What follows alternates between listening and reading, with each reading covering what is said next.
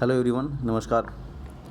आज तीसरे सीरीज के अंतर्गत हम लोग क्लोज टेस्ट के बारे में डिस्कस करने जा रहे हैं। सबसे पहले आप लोग इस दिए गए पूरे लिंक पे, है ना, आप जहाँ जहाँ पॉसिबल हो फॉलो कर लीजिएगा। इंस्टाग्राम पे @इम्पोर्टेंस इंग्लिश लाइशियम, फेसबुक हमारा ये पर्सनल आईडी है मंटू कुमार अमित, फेसबुक पेज बना हुआ है सेम इसी नाम से, और टेलीग्राम है इंग्लिश बाय मंटू सर के नाम से, ठीक है। इसके अलावा आप इसी नाम से मंटू कुमार अमित के नाम से भी एक और दूसरा हमारा यूट्यूब चैनल है, आप उसे भी जाकर के सब्सक्राइब कर लीजिएगा, क्योंकि वहाँ पे आपको कोशिश कर रहे हैं कि करंट अफेयर्स की चीज़ों को डिस्कस किया जाए, और वो चीज़ें इंग्लिश में होंगी ताकि उससे आपका इंग्लिश का लैंग्वेज का स्किल अंडरस्टैंडिंग के साथ साथ करंट अफेयर्स भी काफ़ी स्ट्रांग होगा, ठीक है।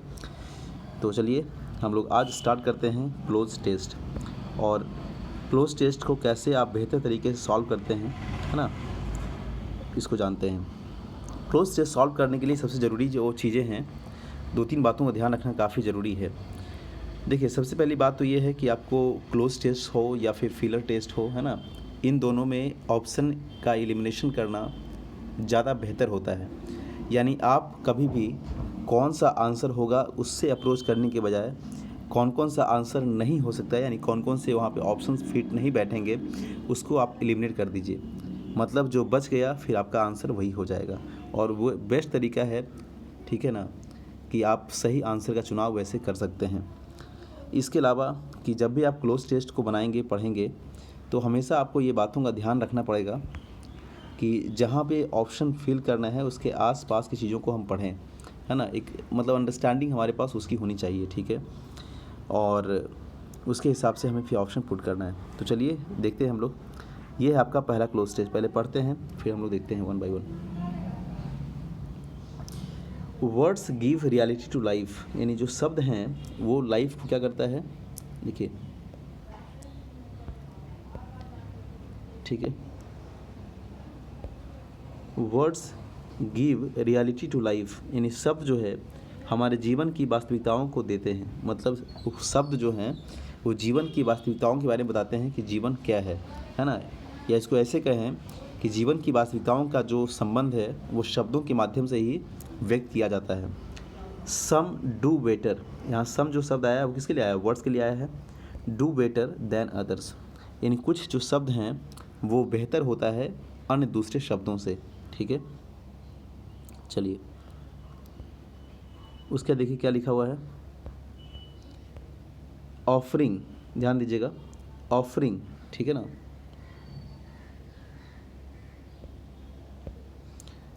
चलिए क्या है, offering dash as 20 shades of grey, ठीक है। यहाँ पे सब लिखा हुआ है offering dash as 20 shades of grey, तो एक फ्रेज हो गया shades of grey. Shades of grey means what, shades of grey का मतलब होता है, यहाँ जो 20 शब्द है यहाँ पे लिखा हुआ मिलेगा 50 shades of grey, several shades of grey, तो एक फ्रेज होता है शेड्स ऑफ ग्रे, है ना। मतलब आप ये क्लियरली स्पष्ट नहीं हो पाना कि कौन सा सही और कौन सा गलत है, ठीक है। यानी आप कह सकते हैं it is not clear what is right और व्हाट इज़ राइट और रॉन्ग, यानी क्या सही क्या गलत है इसके बारे में क्लियर नहीं कह पाना, वही होता है शेड्स ऑफ ग्रे, ठीक है। They do not describe reality, यहाँ भी दे शब्द आया है वर्ड्स के लिए ही। They do not describe reality, they create it, वो शब्दों को डिस्क्राइब नहीं करते हैं, मतलब शब्द जो हैं उन्हें डिस्क्राइब नहीं करते हैं उन वास्तविकताओं को, बल्कि वो क्रिएट करते हैं। गिविंग इट कलर, ठीक है, डेप्थ एंड फॉर्म। फिर लिखा है dash all what I am really interested in, आखिर मैं जिन चीज़ों में इंटरेस्ट रखता हूँ in, here is talking about just one word which reveals a great about India, और जिस एक शब्द के बारे में हम बात कर रहे हैं वो कहीं ना कहीं उस भारत के संदर्भ में या भारत के संबंध में, है ना, हमें क्या करता है, अ ग्रेट अबाउट इंडिया, ठीक है, देता है उसके बारे में कुछ। अब क्या देता है देखिए, the word tells us about it's politics, वो जो शब्द है वो हमें कहीं ना कहीं भारत की राजनीतिक व्यवस्था से भी रूबरू कराता है।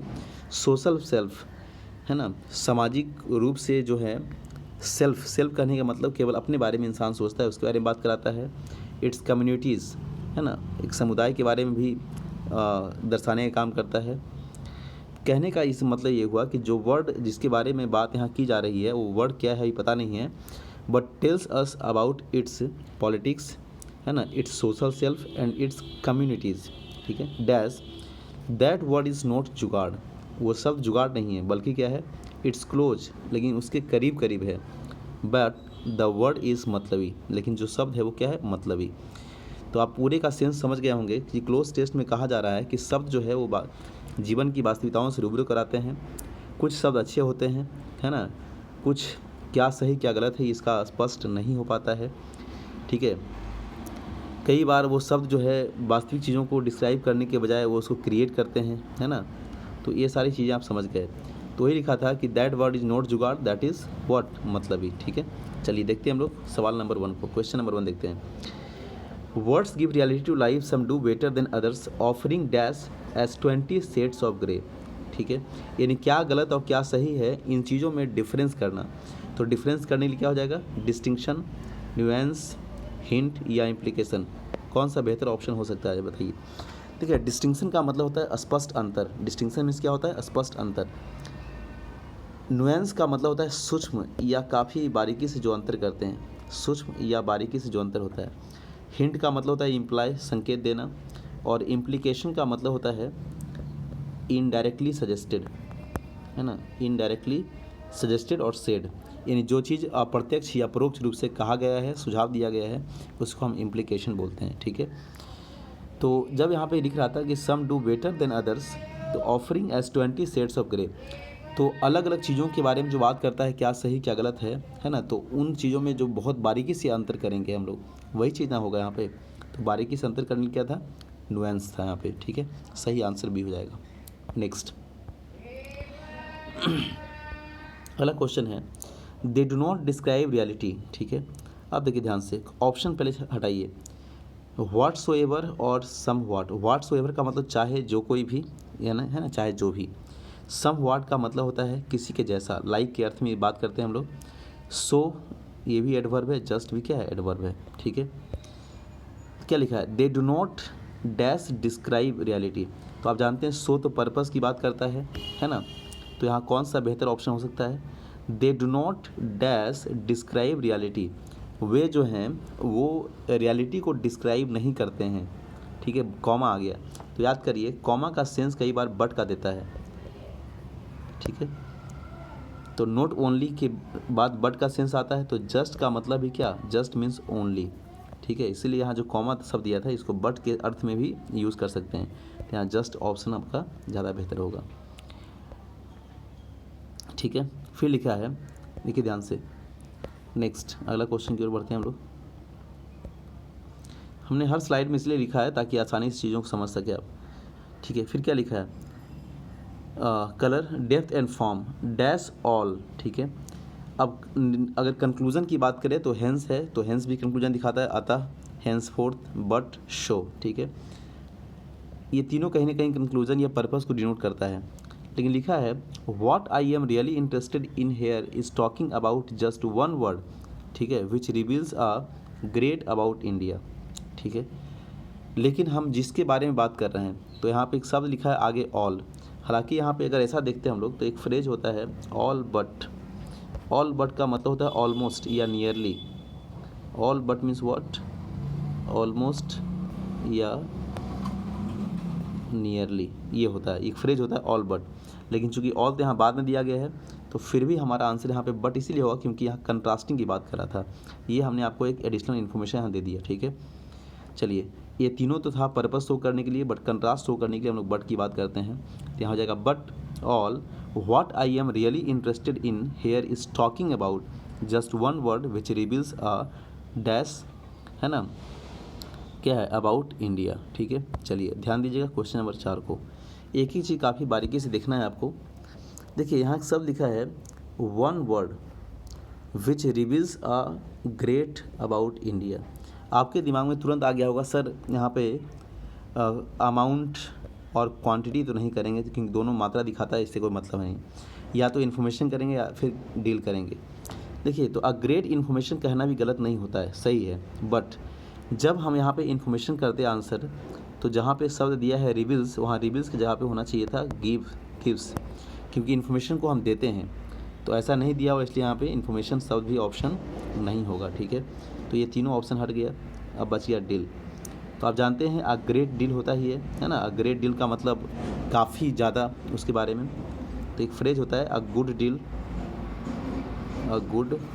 डील या अ ग्रेट डील का मतलब बहुत ज़्यादा, है ना।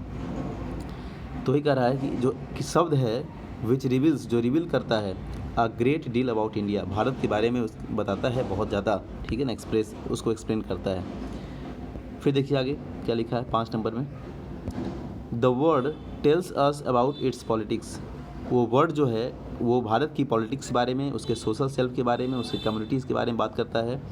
दैट वर्ड इज़ नॉट जुगाड़, वो वर्ड जुगाड़ नहीं है, बट यहाँ बट का सेंस आ रहा है इट्स क्लोज, लेकिन उसके काफ़ी करीब है, क्लोज है। देखिए आगे है ना, बट द वर्ड इज़ मतलबी, लेकिन वो वर्ड क्या है, मतलबी है। तो यहाँ 5 में क्या हो जाएगा, बिकॉज तो दिखाता है क्या, कारण दिखाता है, बट नो यस, यहाँ यस से तो कोई मतलब है नहीं। ठीक है, चूँकि यस जब कर ही देता तो फिर यहाँ पे ये लाइन लिखने की कोई आवश्यकता ही नहीं थी। ठीक है, तो अब बट ही कंट्रास्टिंग दिखाता है, सही आंसर नो। मतलब यहाँ हो जाएगा, देखिए ध्यान से, यहाँ क्या हो जाएगा, नो। अगर हम 5 में देखें तो यहाँ हो जाएगा no, that word is not jugaad, यहाँ नोट लिखा है, नहीं बोलते हैं जैसे नो आई, जैसे बोलते हैं नो आई एम नॉट क्या able to solve cloze test. ठीक है, तो वही बात यहाँ पे है। तो no that word is not jugaad, it's close, but the word is मतलबी। ठीक है, तो ये था आपका पहला क्लोज टेस्ट का 5 क्वेश्चंस। उम्मीद करता हूँ कि ये चीज़ें काफ़ी आपको हेल्पफुल होगा हर एग्ज़ाम्स में। ठीक है, अगले क्लोज टेस्ट पे बढ़ते हैं हम लोग।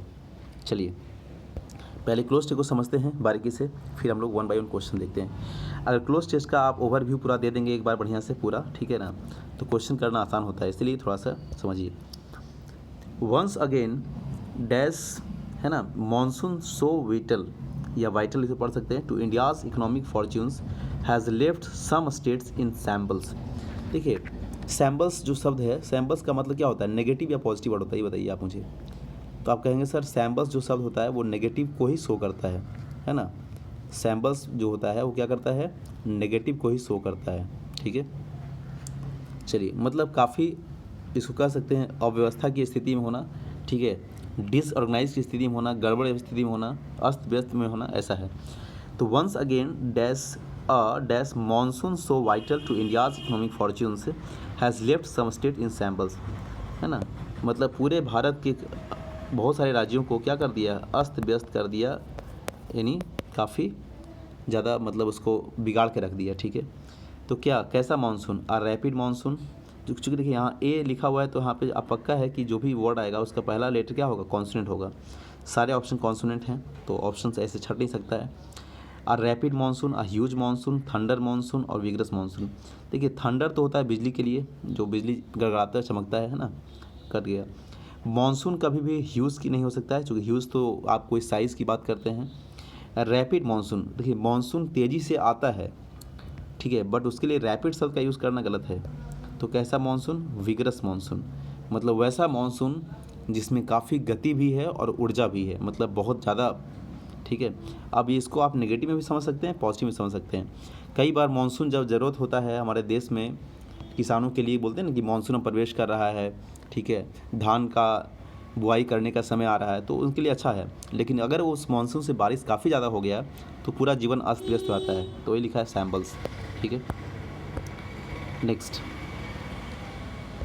फिर देखिए हम लोग जहाँ जहाँ पढ़ रहे हैं बस उसी को केवल करते जा रहे हैं, ठीक है ना, ताकि आपको कोई दिक्कत ना हो। From Assam to Karnataka heavy rainfall in dash has created paralysing floods that have taken wiped out crops and destroyed hard earned asset. ठीक है, असम से लेकर कर्नाटका तक जो है काफ़ी भारी मात्रा में मतलब क्या हुई है, वर्षा हुई है, heavy rainfall in a dash. तो क्या लिखेंगे, ऑप्शन दिख काटिए, शॉर्ट मोमेंट्स होगा नहीं, चूँकि आर्टिकल ए दिया है तो आगे स्वाभाविक है कि प्लूरल नहीं होगा, कट गया। वेरी क्विकली का मतलब नहीं है, चूँकि क्विकली यहाँ पे एडजेक्टिव है, आगे कोई ना कोई नाउन आना चाहिए। फ्रैक्शन ऑफ अ सेकेंड, एक सेकेंड के भी फ्रैक्शन समय में कहना गलत है, सही आंसर हो जाएगा शॉर्ट स्पैन ऑफ टाइम। ठीक है, तो ये सब काफ़ी आसान मतलब हो जाते हैं आपके लिए। चलिए हम इसलिए पूरा पैसेज के पढ़ने के बजाय आपको केवल हम जल्दी इसका डिस्कस कर दे रहे हैं ताकि कोई दिक्कत ना हो। आसान है बहुत, ठीक है। यहाँ क्या हो गया था आपका, यहाँ हो गया था in a short span of time has created paralysing floods. अब देखते हैं पैरालाइजिंग शब्द लिखा है। पैरालाइजिंग समझते होंगे आप लोग, जब पूरी तरह से आदमी को क्या करता है, इनेबल कर देता है, सॉरी डिजेबल कर देता है, उसको पैरालाइजिंग बोलते हैं। तो ये कह रहा है that have taken a dash, ठीक है, वाइप्ड आउट क्रॉप्स, पूरे क्रॉप्स मतलब फसल को भी वाइप आउट कर दिया। वाइप आउट का मतलब पूरी तरह से उसको नष्ट कर दिया, तबाह कर दिया, बर्बाद कर दिया। एंड डिस्ट्रॉयड, और क्या बर्बाद कर दिया, हार्ड अर्नड एसेट्स, यानी वैसी संपत्ति जो काफ़ी मेहनत करके कमाई गई थी उन सब को ही बर्बाद कर दिया। कौन, वही फ्लड जो पूरी तरह से मतलब पैरालाइजिंग था। पैरालाइजिंग समझते हैं ना, एकदम तबाह कर देने वाली बाढ़ जो जिस तरीके से आ गई थी। तो उससे क्या क्या हुआ, दो चीज़ तो क्लियर हो गया। अब यहाँ ए लिखा है, अब क्या करेंगे। अब मेनी डेथ्स कट गया ऑप्शन, चूँकि मेनी आ होता है, आ मेनी नहीं होता है। अब be cost in terms of life कहने का कोई मतलब नहीं बनता है, डेंजरस टर्म भी नहीं। सही आंसर क्या हो जाएगा, हैवी टोल ऑफ लाइफ। देखिए, जब संपत्ति का नुकसान होता है तो वहाँ पे हम लोग लॉस की बात करते हैं, लेकिन जब मानव जीवन का क्षति होता है तो वहाँ टोल की बात करते हैं। याद रखिएगा, फिर से याद रखिएगा, जब संपत्ति का नुकसान होता है तो लॉस या डिस्ट्रॉय जो यहाँ लिखा है ठीक है, लेकिन जब मानव जीवन का क्षति होता है तो टोल की बात करते हैं, TOLL, टोल, वही टोल टैक्स वाला टोल है ना, टोल ऑफ लाइफ। तो स्पेलिंग दोनों का सेम है। चलिए नेक्स्ट आगे बढ़ते हैं हम लोग। फिर लिखा है उसके बाद, चलिए, व्हेन द वाटर्स, ओह यहाँ पे मिसिंग हो गया 4 नंबर, अच्छा, व्हेन द वाटर्स है ना, similar cycle of assessment of damage by central teams, ठीक है, preparation of loss estimates and expensive, ठीक है, work such as repairs of river embankments will follow. तो व्हेन द वाटर्स, तो जब पानी क्या होगा, a similar cycle of assessment of damage by central teams, तो जब पानी कम होता है तभी तो लोग उसके बारे में मतलब असेस करते हैं ना कि हाँ अब क्या हमें प्लानिंग करनी चाहिए। तो रस बैक मतलब पीछे हटना है, तो पानी पीछे कैसे हटेगा, फ्लो अवे का मतलब बह के दूर चल गया पानी। ये ज्वार भाटा की बात तो है नहीं कि ईब और टाइड की बात होगा। ईब मतलब होता है भाटा, टाइड मतलब होता है ज्वार, तो ये तो होगा नहीं इसमें। तो पानी का लेवल कम हो गया यानी रिसीड हो गया। रिसीड का मतलब होता है कम जाना, ठीक है, तो रिसीड करेंगे यहाँ पे। नेक्स्ट, तो क्या होगा उसके बाद फिर, assessment of damage by central teams, preparation of loss estimates and expensive है ना, dash work such as repairs of river embankments will follow.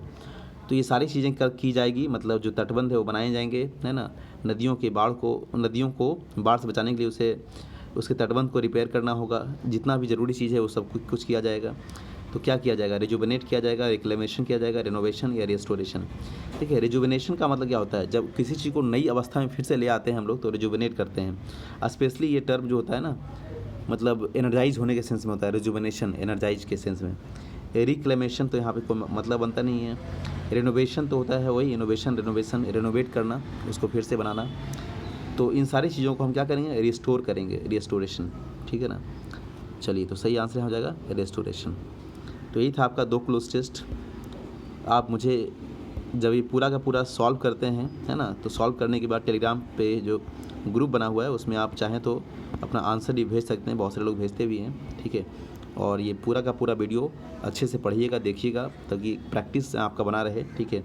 और वीडियो कैसा लगा आपको ये मुझे ज़रूर कमेंट करके बताइएगा, ठीक है। चलिए मिलते हैं हम लोग फिर अगले सेशन में। बहुत बहुत धन्यवाद।